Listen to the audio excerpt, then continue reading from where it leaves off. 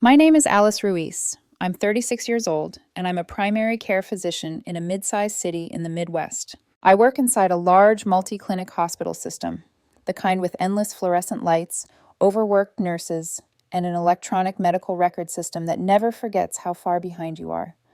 On a good week, I clock about 60 hours. On bad weeks, flu season, RSV spikes, winter, I stop counting entirely. Most mornings start the same way. Coffee poured into a travel mug that permanently lives in my car, 20 minutes of traffic, a waiting room full of people who didn't think their symptoms were urgent until they suddenly were. I split my days between exam rooms, charting notes that multiply no matter how fast I type, and being the person nurses grab when someone's blood pressure or blood sugar looks just a little too wrong. And then there's my second unofficial job, being my family's emergency contact, their on-call doctor, their translator for anything remotely medical or financial, their backup plan. I'm the oldest child, the reliable one, the one who can handle it. At least that's what they say. My younger sister Jenna is 4 years younger than me. She's the artistic one, the creative one. According to my parents, she's also the brave one juggling motherhood, hosting holidays, and somehow making everything look effortless on social media. She's married to Tyler, her college boyfriend, who works in sales and prides himself on being easygoing, the kind of easygoing that works beautifully when someone else is always there to pick up the slack. They have 2 kids, they have routines, they have a life everyone agrees is full. And then there's me, single, no kids, a solid income, 6 figures of student loan debt. No one ever seems to remember. According to my family's unspoken math, that makes my time flexible, optional, borrowable. This dynamic didn't show up overnight. It built itself quietly, over years, in moments small enough to dismiss and frequent enough to become normal. 5 years ago, when my dad had a minor heart attack, he ignored chest discomfort for hours because he didn't want to bother anyone. My mom called me in a panic while I was still in clinic, white coat on, laptop open. I closed my chart, told my medical assistant to move my afternoon patients, and drove too fast to get them to the ER. I stood at my dad's bedside translating cardiology jargon into plain English. I argued, politely but firmly, when a resident tried to discharge him too early. I slept upright in a plastic visitor chair that dug into my spine, waking up every time a monitor beeped. When he stabilized, my mom hugged me and whispered, "What would we do without you?" Then she turned to Jenna and said, "You're such a trooper, honey, keeping the kids calm through all of this." That was the pattern. I handled the crisis. Jenna handled the optics. Later, when my parents wanted to update their wills, they didn't call a lawyer. They called me. "Can you look these over?" my dad asked. "You're a doctor. You understand this stuff." I told them, clearly, that I wasn't a lawyer. I suggested they get professional advice. They nodded, ignored me, and forwarded the drafts anyway. I spent a Saturday afternoon reading legal language I wasn't qualified to interpret and made a careful list of questions they should ask an actual attorney. They thanked me by telling relatives. Jenna sat with us for hours going through our options. She really stepped up. Holidays had their own version of this imbalance. Jenna loved hosting in theory. In practice, execution usually landed on me. My time, my energy, my credit card. One Thanksgiving a few years back, I'd been on call until 6 in the morning for hospital admissions. I grabbed 2 hours of sleep, then drove an hour to my parents' house with 3 pies I'd bought from a bakery because there was no universe where I was baking from scratch after that night. I walked in exhausted, smelling faintly of hospital sanitizer. My mom hugged me and immediately asked if I could run back out for drinks. At dinner, she praised Jenna for putting everything together, while Jenna smiled and waved a hand, saying it was a team effort. The team, apparently, was me, my wallet, and a last-minute grocery run I handled while she arranged decorative gourds. So when the Thanksgiving group chat lit up last fall, yes, my parents named it, and yes, they used a turkey emoji. I felt that familiar knot tighten in my chest. Jenna replied almost instantly. She wanted Thanksgiving at Mom and Dad's again, so the kids could stay in their routine. She'd handle decor and dessert. We'd divide the food so it was fair. I typed carefully between patients. "I'm happy to help, but I'm on a heavy rotation that week. 60 hours minimum. I can bring something realistic, maybe pick up some sides from the store." Her response came back so fast I could practically hear her offended tone. "Actually, Tyler and I were talking, and we really want to do it right this year. No store-bought food, only homemade. It just feels more special. Then the line that settled like a quiet command. Those are the rules. I stared at my phone longer than I should have, because I already knew what those rules meant, and I already knew who they were really for. I didn't respond right away.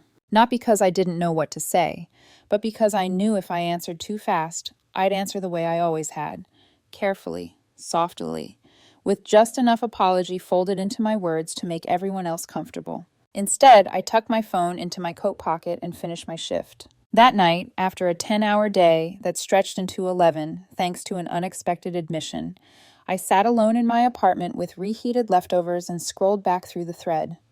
Jenna's cheerful certainty, my mom's approving replies, Tyler's casual thumbs-up reactions, like this was all settled. I typed, deleted, typed again. Finally, I wrote, I work 7 a.m. to 7 p.m., Monday through Wednesday that week, and I'm on call Wednesday night. Realistically, I don't have hours to cook from scratch. I'm happy to pay for a high-quality turkey or catered sides from a local place. The dots appeared almost instantly. Jenna. That kind of defeats the point. Homemade just feels more meaningful. Tyler. We all have busy lives. It's just one meal. It's family. Just one meal. That phrase hit me sideways. I thought about all the justs that had piled up over the years. Just drive mom to her appointment. Just look at this rash. Just call your cardiology friend. Just cover the grocery bill. You earn more. Just come early and stay late. Just help this once. My mom chimed in next. If Jenna does dessert and I do sides, maybe you could take the turkey. You're so organized. You'll figure it out. There it was. The main course. The heaviest lift. Assigned, not asked. I felt something tighten behind my ribs. Not anger exactly. Something colder, heavier. So, I typed, my thumb steady now. I'm expected to work 12-hour days and also cook an entire turkey from scratch. When exactly would I be doing that?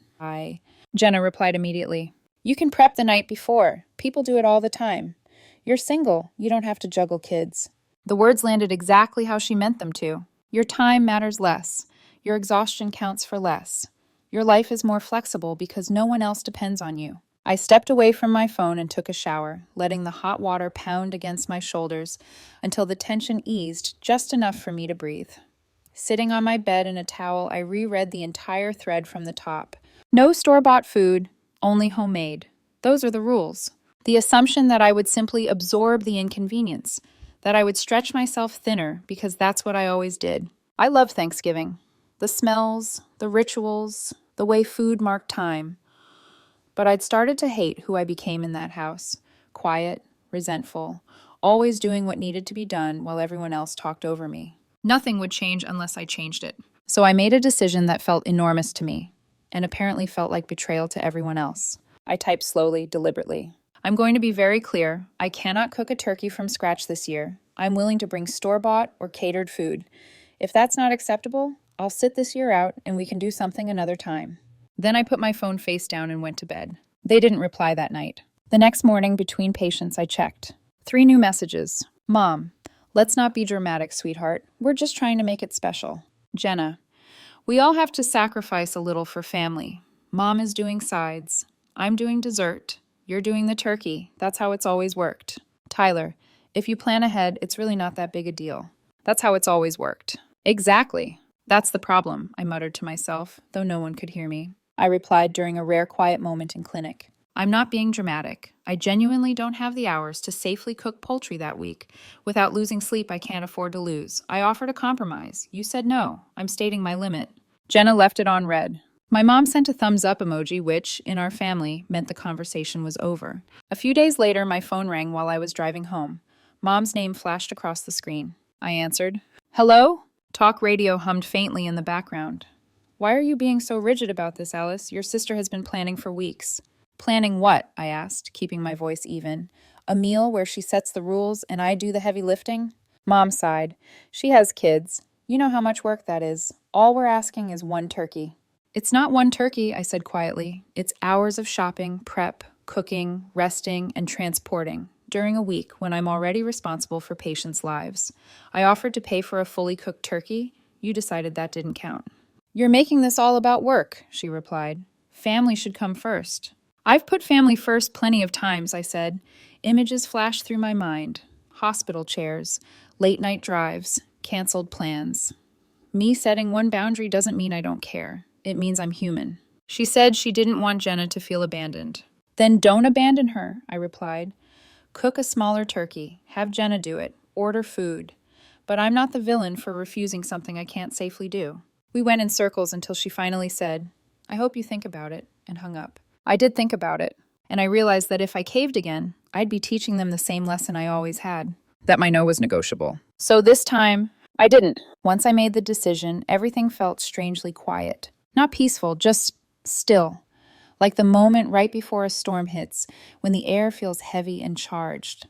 I went to work. I saw patients. I signed in charts. Life moved forward, even though a part of me kept waiting for someone to call back and say they'd finally heard me. No one did. Thanksgiving week arrived with the kind of brutal efficiency only hospital schedules can deliver. Long days, short nights, too much coffee. By Wednesday afternoon, my body felt hollowed out, but my mind was oddly clear. I checked the family group chat once, out of habit. Photos had started appearing. Jenna's table half set, decorative pumpkins, smiling kids, no mention of me, no follow-up questions, no one asking about the turkey. Either they assumed I'd cave, or they believed it would somehow appear, the way it always did, because I made it happen. I didn't respond. Instead, I texted Sam, a colleague from work. Every year, he hosted what he jokingly called a misfit Thanksgiving for anyone who couldn't travel or didn't want to. When I told him what was going on, he didn't hesitate. You're absolutely coming, he wrote back. No rules, no pressure.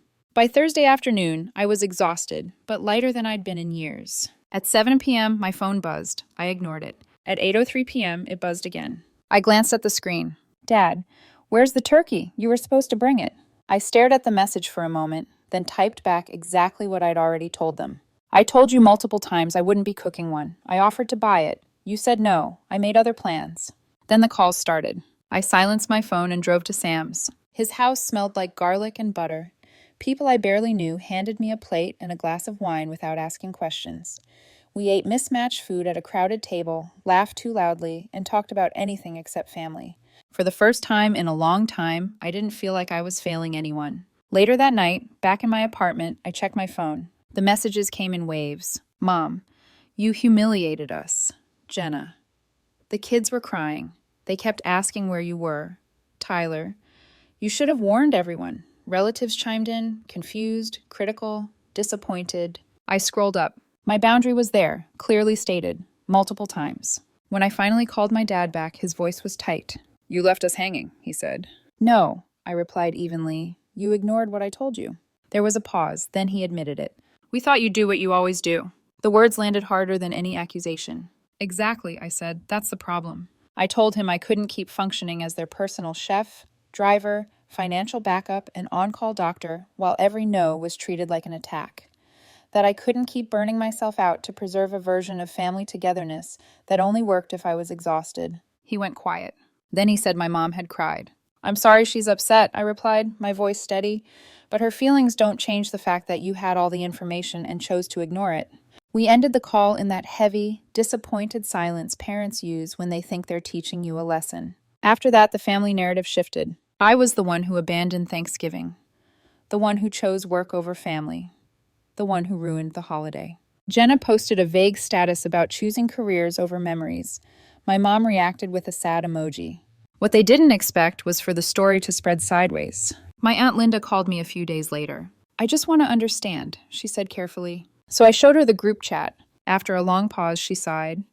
Alice, you were very clear. Word traveled faster after that. Relatives who'd criticized me quietly backed off. No one apologized, but no one pushed either. When Christmas planning came around, the group chat stayed quiet. Eventually, my mom suggested keeping things simple. No rules, no assignments. I replied with my availability and offered to bring a bakery dessert. No one objected. The holiday itself was careful, polite, a little strained. But no one asked me to fix anything. No one volunteered my time. Jenna avoided my eyes. Later, she pulled me aside. I heard the kids were upset you weren't there, she said. I'm sorry they were disappointed, I replied. Did you tell them I offered to buy a turkey and you said no? She frowned. You're being too literal. Being literal keeps people alive, I said.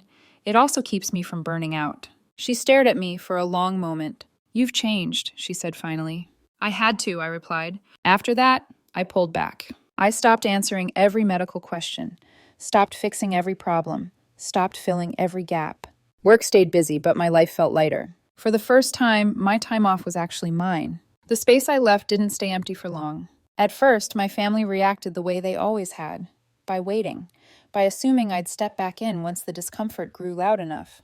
But this time, I didn't. When my mom texted to ask if a new medication her doctor prescribed was safe to take with her blood pressure pills, I sent back a short answer.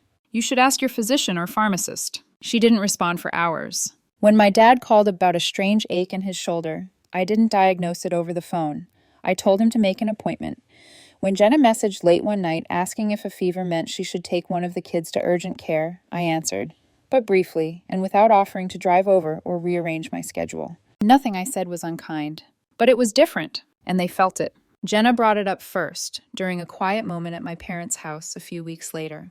You don't help like you used to, she said, arms crossed, voice light but edged. I help appropriately now, I replied. She laughed, a little sharp. You make it sound like we were taking advantage of you. I didn't answer right away. Then I said, we were all relying on something that wasn't sustainable. She shook her head. You're acting like we asked you to do everything. I'm acting like I finally stopped doing everything without being asked, I said. She didn't like that. The shift showed up in small ways. My parents stopped assuming I'd cover costs. They hesitated before asking for favors. Conversations grew shorter, more cautious, like everyone was learning a new set of rules they hadn't agreed to but couldn't ignore. There was distance, and under it, something else. Respect, unspoken, reluctant, but real. The next Thanksgiving came around faster than I expected. My mom called a few weeks ahead of time. Her voice sounded careful. We're keeping it simple this year, she said. No expectations, no assignments. We'd love it if you stopped by, even just for a bit. I agreed. When I arrived, there was a turkey on the table. It wasn't perfect.